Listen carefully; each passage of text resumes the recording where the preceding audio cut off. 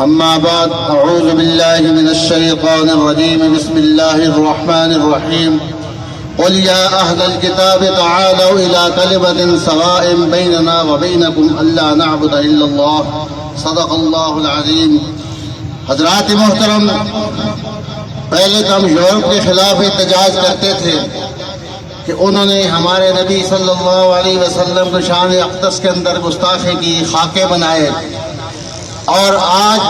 ہمارا جو احتجاج ہے یہ ہندو بنیا کے خلاف، اس کو بھی خیال آ گیا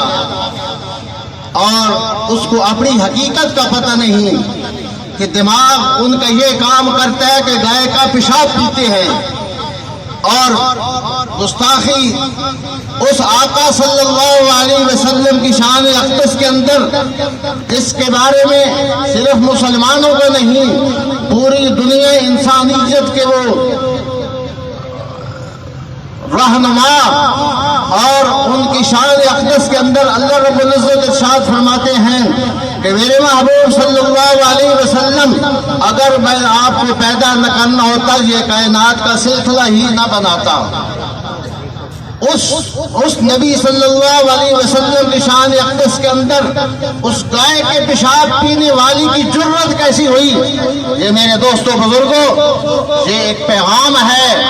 ہم مسلمانوں کو کہ ہمارے اندر یہ جو کمزوریاں ہیں ہم اس کو دور کریں۔ ہم دنیا کی تکلیفیں تو اس کے لیے ہم محسوس کرتے ہیں، لیکن ایک بات یاد رکھیں،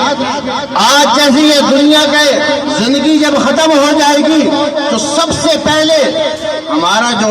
معاملہ پیش آئے گا وہ حضور صلی اللہ علیہ وسلم کے ساتھ آئے گا۔ وہاں ہم کیا جواب دیں گے کہ دنیا کے اندر جو جس کو جی چاہتا تھا وہ کر گزرتا تھا، آپ کے خلاف تو ہم اپنا احتجاج بھی نہیں کر سکتے تھے۔ میں بہت ہی یہ میں سمجھتا ہوں کہ علامہ محبوب الحسن طاہر صاحب اور عالمی مجلس تحفظ ختم نبوت والوں نے یہ فرض کفایہ ادا کیا ہے، اور یہ ایک پیغام رات جب ہماری میٹنگ تھی تو ہمارے یہ بات آ رہی تھی۔ اب ماشاءاللہ پورا گلدستہ سجا ہے آپ کے سامنے، ڈاکٹر صاحب بھی موجود ہیں، میں بھی موجود ہیں۔ سمجھو کہ آپ کے جتنی سیاسی جماعتیں ہیں سارے کی نمائندگی ہو رہی ہے، لیکن قیادت کس کی ہے؟ عالمی مجلس تحفظ ختم نبوت کی۔ یہ بھی ہندو کے لیے پیغام ہے، ہمارے بڑوں نے یہ ہمیں ایک تنظیم دی ہے جس کا یہ کردار ہے کہ پوری دنیا کے اندر قادیانیت کے خلاف جتنی بھی تحریکیں چل رہی ہیں اس کی قیادت یہی تنظیم کر رہی ہے۔ میں ان کو مبارکباد بھی دیتا ہوں، اور میں یہ سمجھتا ہوں کہ ہم سب کی طرف سے یہ فرض کفایہ ادا کیا گیا۔ اگر اتنا نہ ہوتا تو شاید اگر ہم کسی عذاب کے اندر آ جاتے، لیکن یہ ایک پیغام بھی ہے سمودی بنیا کے لیے کہ وہ یہ نہ سمجھیں کہ مسلمان سویا پڑا ہے۔ وہ کبھی کبھی چیک کرتے ہیں یہ ایسے واقعات، لیکن ہمارے جگ کا ایک پنجابی کا محاورہ ہے جو شام کی جب موت آتی ہے تو وہ روڈ پہ آ جاتا ہے۔ میرے خیال میں ہندو جو ہے نا اس کی اب موت قریب ہے، اب اس نے وہ ہاتھ ڈالا ہے جو اس کی انشاءاللہ اس کی وہ دھرتی کے اندر وہ آخری کیل ہوگا اس کے لیے۔ اللہ رب العزت ہمیں آقا صلی اللہ علیہ وسلم کے ساتھ محبت اور آپ صلی اللہ علیہ وسلم کی اطاعت فرما برداری اور آپ صلی اللہ علیہ وسلم کے شان اقدس کے اندر گستاخی کرنے والوں کی جو ہمارے بڑوں نے جو کیا ہے ہمیں وہ کرنے کی توفیق عطا فرما۔ وآخر دعوانا الحمدللہ رب العالمین۔